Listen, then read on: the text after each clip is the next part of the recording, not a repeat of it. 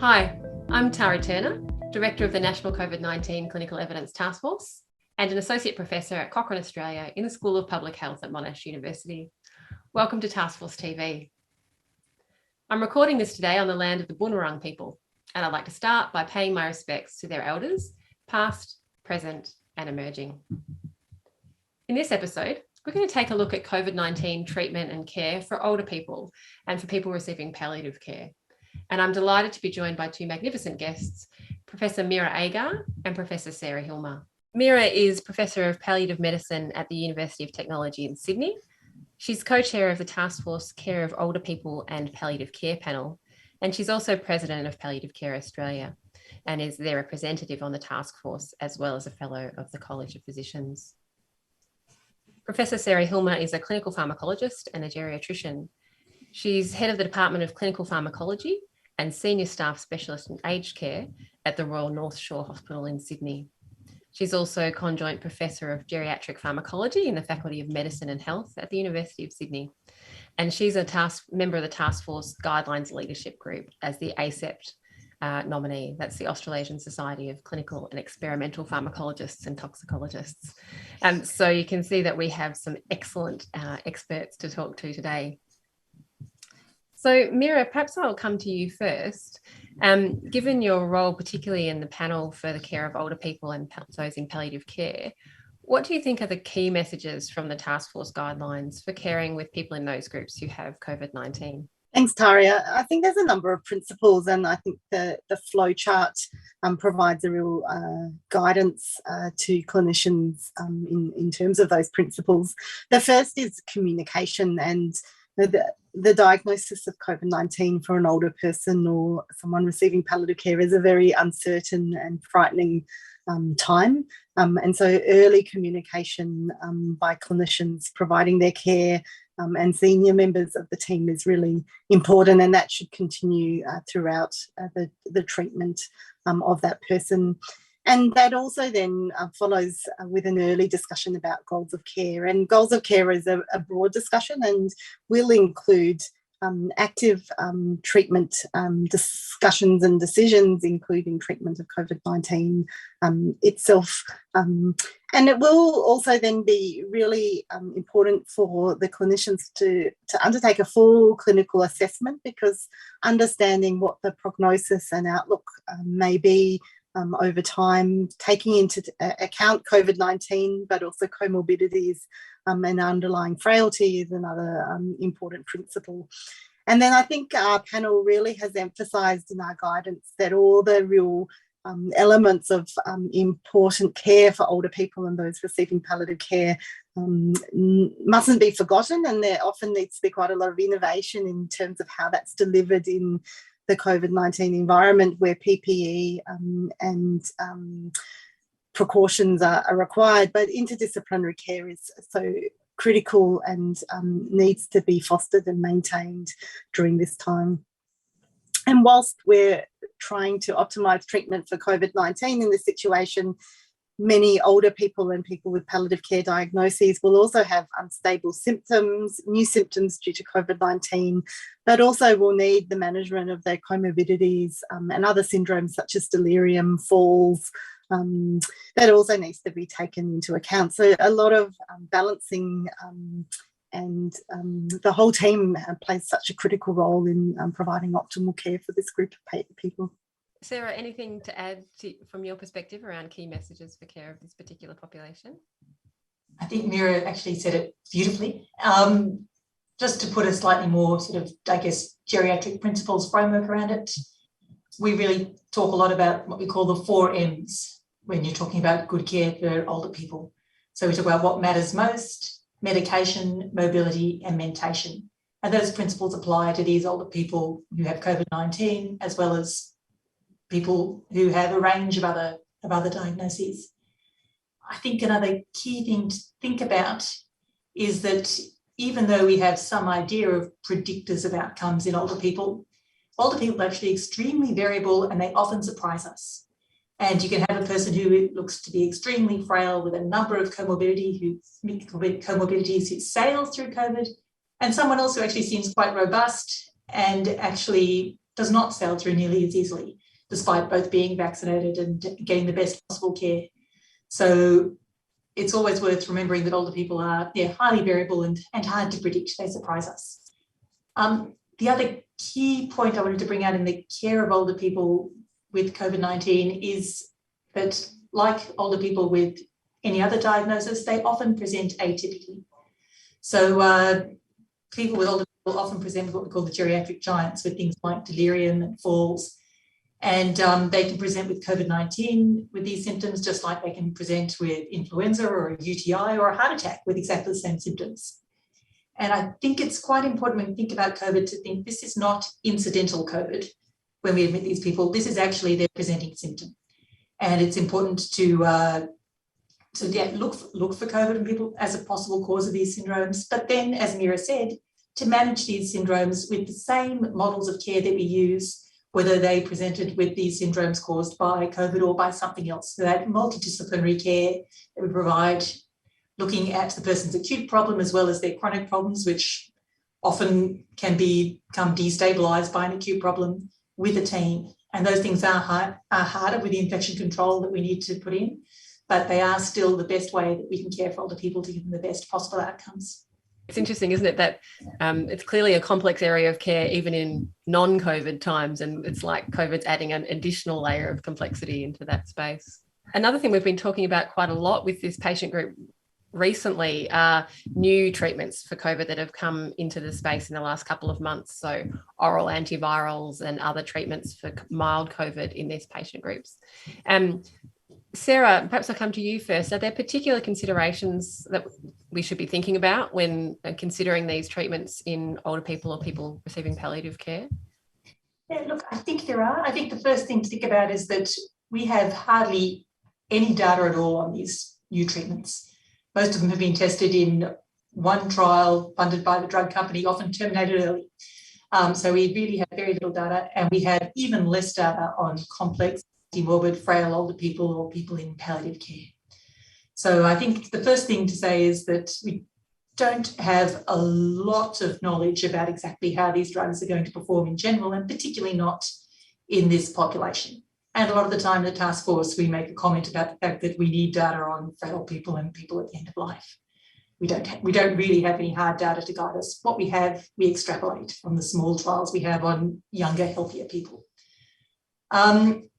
I think being aware of the limitations of that data is really important, because it means that when we're treating people, we need to make sure that we get adequate consent, and we also need to make sure that we monitor them, particularly for adverse events. And in older people, adverse events can also present atypically. So an adverse drug event can also be delirium or falls. And it's really important that we report and collate these, because otherwise we'll never really know. However, sort of limited data aside, the other thing to think about when you're, treating these people is that these people are generally at higher risk of adverse outcomes. And if you can treat them as early and as well as you can, if that's consistent with their goals, then you can potentially prevent them winding up in hospital, which can be a devastating thing for anyone, and particularly an older person, particularly in isolation with COVID. And so it's often worth a try. At the moment, certainly in our sort of area health service, we're predominantly using the monoclonal antibodies, things like sotrovimab, which we have more familiarity with and are a single infusion. We have had the oral antivirals available for a couple of months now, I think, and really we're hardly using them. Our area health service uses them maybe twice a week on average. I think that's probably because of the fact that people are not familiar with them and a little bit scared of them, and they're a little bit more complicated to use than the single infusion. I think that we will probably find that people continue to use sotrovimab for people who can get to hospital for an infusion.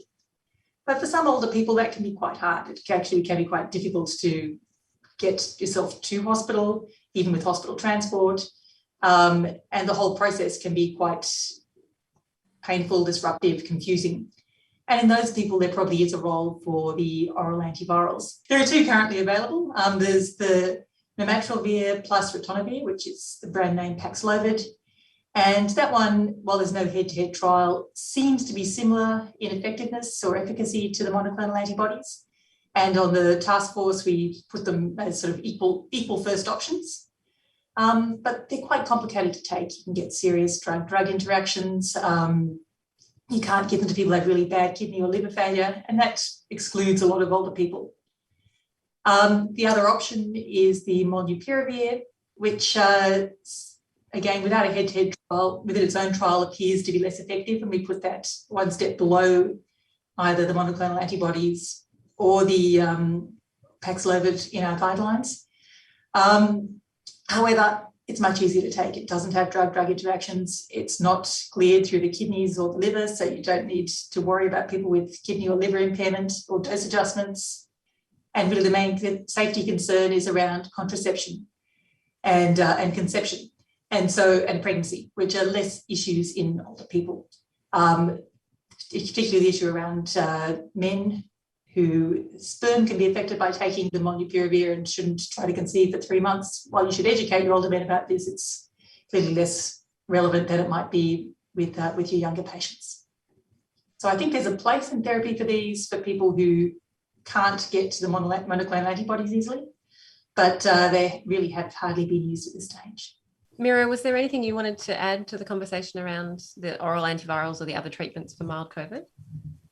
I think particularly for people receiving palliative care, the location of the care, I think as the pandemic has continued, has been a really important consideration for people, and access to visitors and their family and coming to hospital is a much more complex discussion than it may have been before. And so I think thinking about where people want to receive their care and the relative pros and cons of the mechanism of where the treatment can be delivered and who needs to monitor that and how they can receive access to that is another layer beyond just the consideration of the net clinical benefit, which, as Sarah says, often is on first principles using the available data in adults from the studies that we have.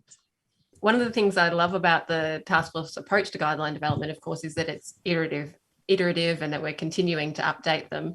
And of course, we've learned a lot about COVID in the last 2 years, but there's still a lot that we don't know. I'm interested, Meera, in what you think are the biggest unknowns, the most important things we'd like to know more about in terms of care of older people and those receiving palliative care with COVID-19. I think from a palliative care perspective, the symptom profile, how symptoms are caused from a pathophysiological perspective, and then how we can best optimally treat those is an unknown. I think a lot of the symptom choices in terms of treatment directly for the distressing symptoms people are experiencing is being extrapolated from other evidence, say the symptom control in advanced respiratory disease, for example.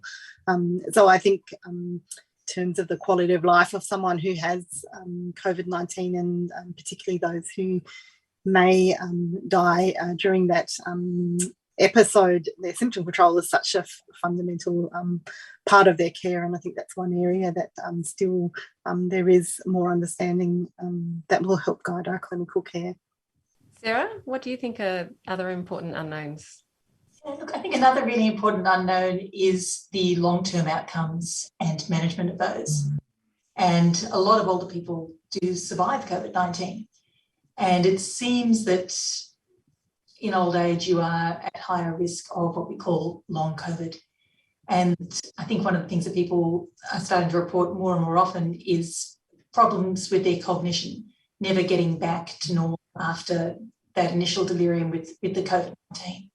And I think getting a better idea of the pathophysiology of that and what we can do to prevent and manage it is really important. A lot of the other sort of long COVID symptoms like fatigue, which is very common, and other sort of functional decline are actually the sorts of things that we see with most acute illness in older people. We see the same things after influenza or after a hip fracture or after a heart attack. And I think models of geriatric rehab actually apply quite well in this setting as they do in the acute inpatient setting. And I think it's really important that we treat this like any other illness, which does set a person back functionally, and do what we can to really put in the full multidisciplinary team and get people as close to back to where they were before as we can. But just because you survive COVID doesn't mean it's over. I think there's lots to learn about long COVID in this population, but also more broadly across the whole population with COVID. So I'm interested, as we kind of wrap this up, what do you think is the one thing that you'd change that might have the biggest benefit for older people or those receiving palliative care who've got COVID-19? And look, I counted like two. One is a geriatrician and one is a clinical pharmacologist. As a geriatrician, the one thing I would try to change is the isolation in care. I think we really need to work very hard to make sure that people can have visitors in appropriate PPE, because being by yourself, confused in hospital is terrifying and makes the whole experience significantly it has to be. And I think that's actually the biggest place where we can improve care, to reduce the isolation associated with it.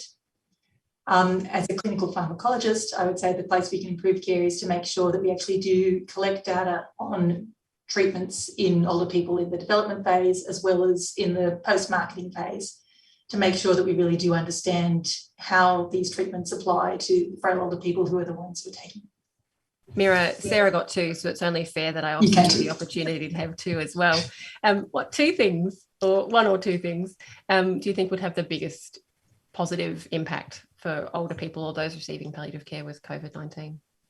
Yeah, I think I agree with Sarah. The human connection is so critical, and particularly at the end of life. And our observation is that often that visitation occurs when the person already is semi-responsive and isn't able to interact. And so early contact with family and loved ones in the inpatient environment is really critical. And I think things like clear masks and where staff still have a face and a human presence is so critical.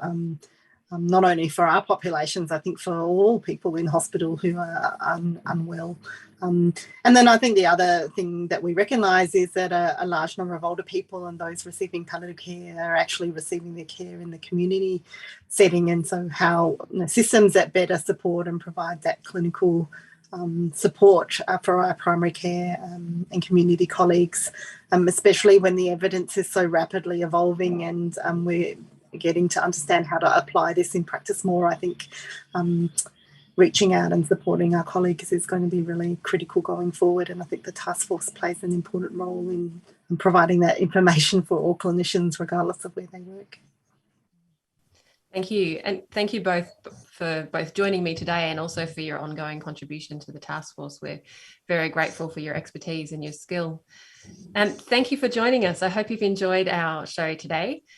We'd love to hear your questions.